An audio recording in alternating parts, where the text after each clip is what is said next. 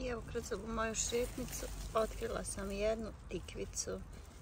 Lijepu zelenu. Biće dobre piti.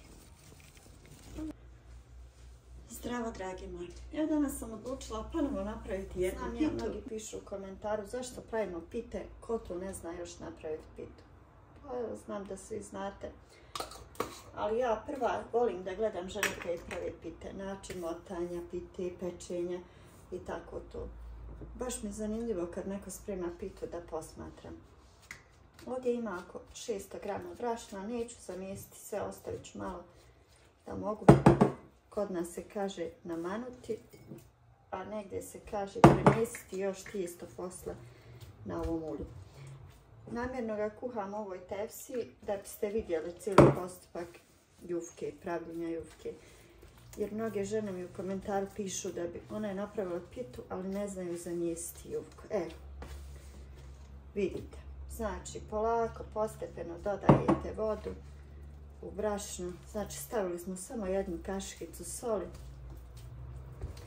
Dodajete i mijesite. Vidjet ćete, evo, cijeli postupak ću vam snimiti da vidite kako se lijepo odvoji od ruke i kako bude lijepo glatko tijesto. To je pravo tijesto za pitu i ne može da ne uspije. Znači, pita će biti savršena ako zamislite samo glatko tijesto lijepo. Ovako postepeno dodajte pomalo brašna i samo mijesite. Kao što sam rekla, ja ću zakuhati jednu jufku. Podijelit ću je na 4 manje jer mi je vani stu malo. Te znam da pravim pitu, što bi naš narod rekao, ižmireći. Toliko pita sam u životu napravila i skuhala tijesta da mi je to ono. Ali svaki put kad naiđem na Reels ili negdje neki video kratki ili video žene gdje pravi pitu, svaki video odgledam jer uživam u tome i volim da gledam kako žene pravi pitu.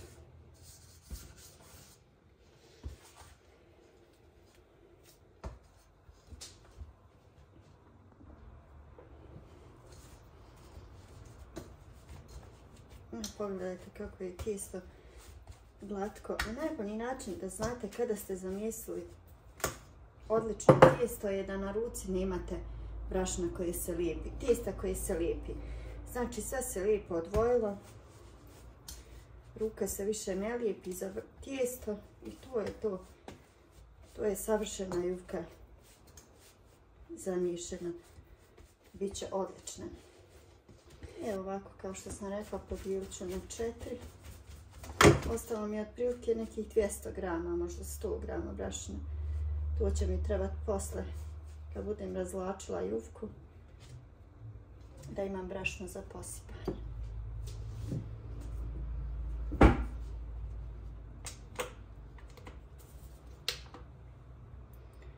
Ove ćemo sada preliti uljem i ostaviti ih da nam odstoji nekih 30 minuta ovako u ulju. Tijesto posle bude mekano, lijepo, glatko. Kada ga ovako stavite u malo ulja da odstoji. To sam u jednom videu spomenula, to mi je pokazala moja prijateljica.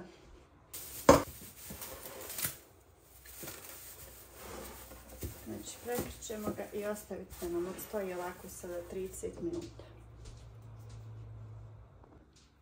I dok mi jufke odstoje, ja ću pripremiti meso. Isjeći da mi onako poprimi lijep miris začina i luka. Znači, njeg pripremite malo ranije, sjecite na kockice.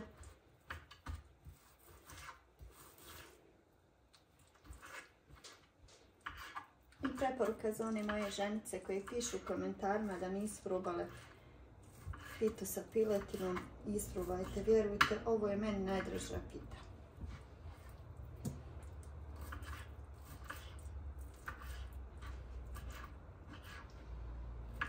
Ja ću ove 2 jufkice da napravim sa piletinom, a 2 jufkice ću napraviti sa tikom. Našla sam u bašti odličnu mladu tikvicu. donijet ću je i sa njom pripremiti pitu ispod sača.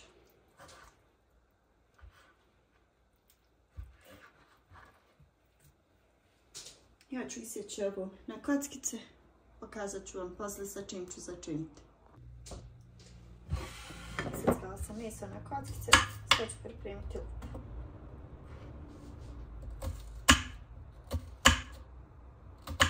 Lupu ću isjeći što sitnije.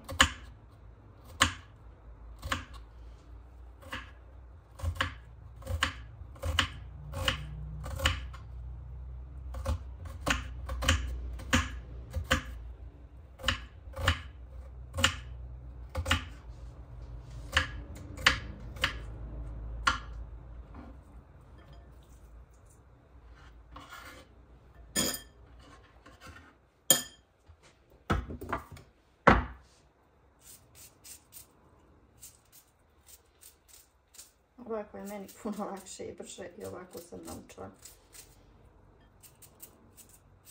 A do sad ste svi primijetili da ja sam ono što jesam. Nema kod mene puno filozofije, pripremamo domaću hranu i dijelimo sa vama. Znači ništa ne pravimo nemoguće. Dodat ćemo vegetu.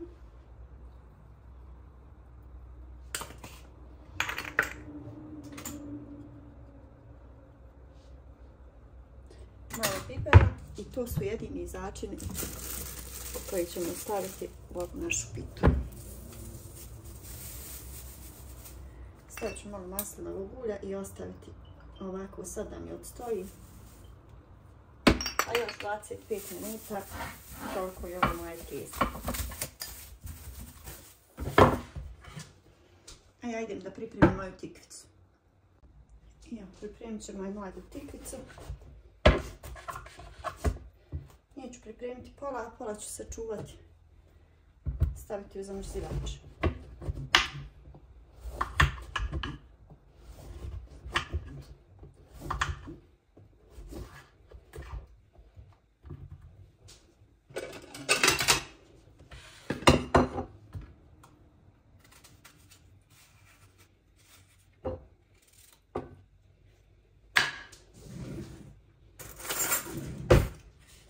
Znači tikvu ću odmah pripremiti jer je tikvu potrebno malo nasoliti da omekša prije pripreme pite. Pa ćemo onda da idemo zajedno da naložimo vatru i nam se pripremi žar za saču.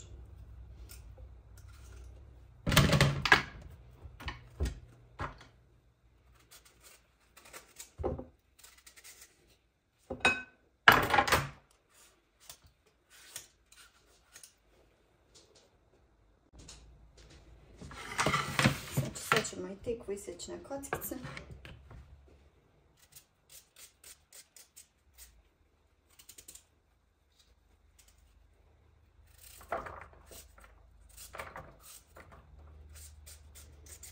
Kao što sam rekla, nju ćemo isto nasoliti. Ostalo nam je nekih 20 minuta još da nam ljufkeca odstoji. Taman toliko da i ova naša tikva omekša. Ja nekako volim sve onako da pripremim ranije. Sve ove, kada posipam pitu, pripremim ranije, začinim i malo ostavim da poprimi sve onako lijepe ukuse. A tikva, pita od tikve, kada se sprema, potrebno je malo tikvu da nasolite.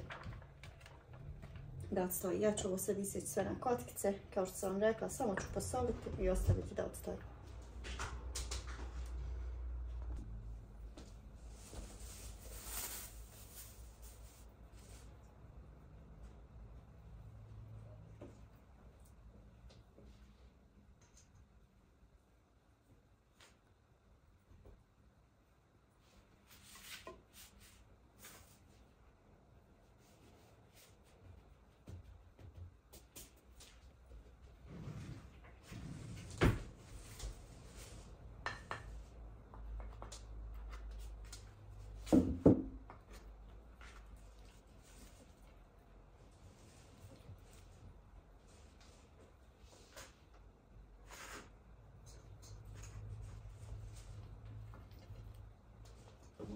ovako da rastjeramo kladivo.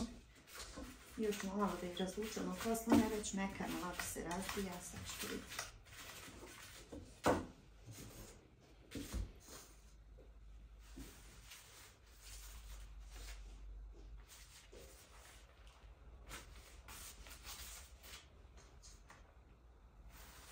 Kad razvijate ovakvu jufku sa ovom kladivom, jako je bitno da stavljate brašno. Znači, ako ne stavite dovoljno brašna, jufka će se zalijepiti.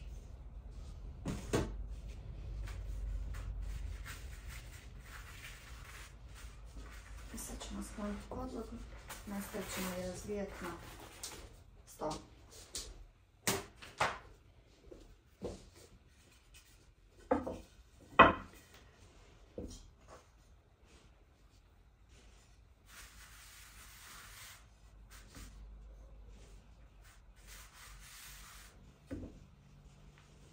Kada ovo radite, morate biti jako nježni, da vam se jufka ne bi stisla i zalijepila. Znači, stavite brašno, nježno rukama razvijate.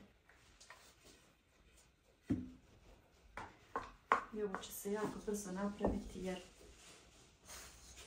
tijesto je jako mekano. Sad ćemo ga još razvući rukama. Pogledajte kako je lijepa jufka. Ovo razvijam da mi ne bi imala krajeve.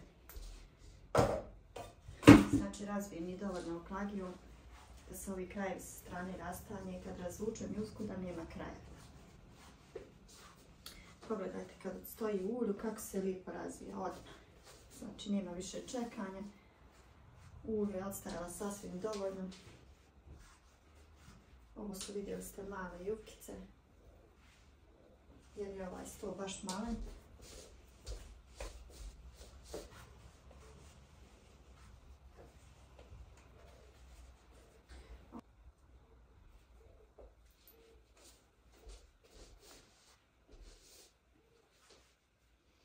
Pogledajte kako je tijesto lijepo i tanko. Ne brinite što vam malo popucalo. To će sve lijepo da se smota. Sad ćemo staviti malo ulja. I vidjeli ste, ja sam pripremila 2 kila. Ovdje ću praviti 2 pite u jednoj verziji.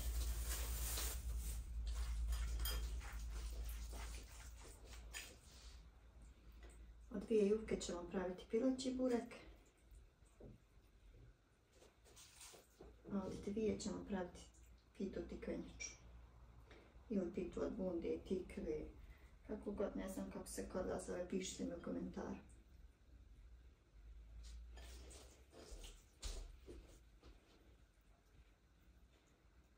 Ja vam jako volim da pripremam pite.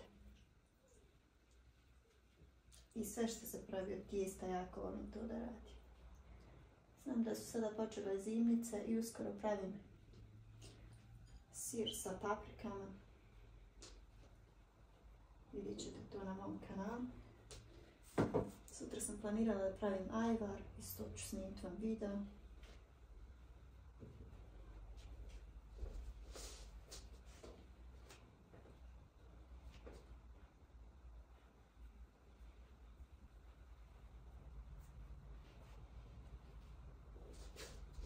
Evo pogledajte, znači jako jednostavno se pravi. Ovo je baš onako recept za početnike.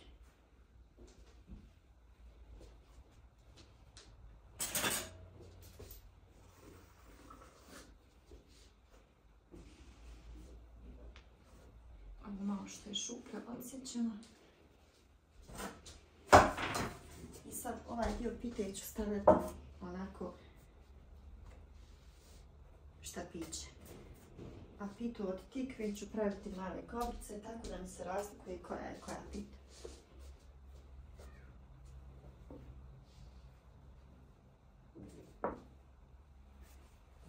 Znači, ovu ću slagati ovako na štapiće.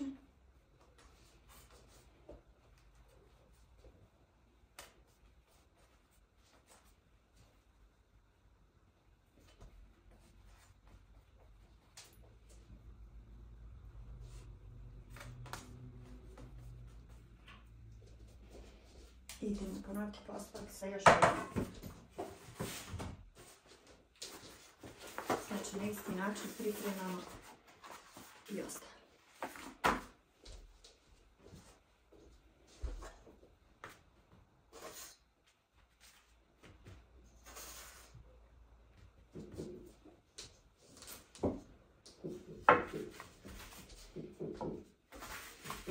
Znači isto ćemo je razvijati da nema krajevi. Potom je prebaciti na čašak i razvući.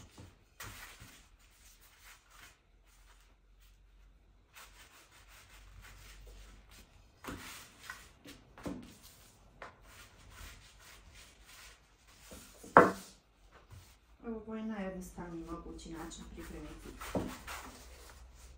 Znači s ovim ne možete da pogriješite.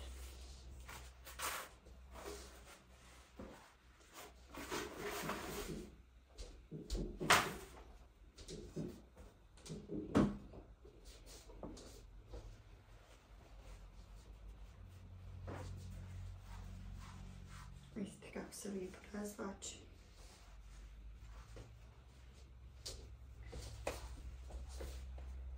Znači samo je bitno da je stavite onako lijepo ulje, da odstoji 30 minuta i sve ostalo ide lako.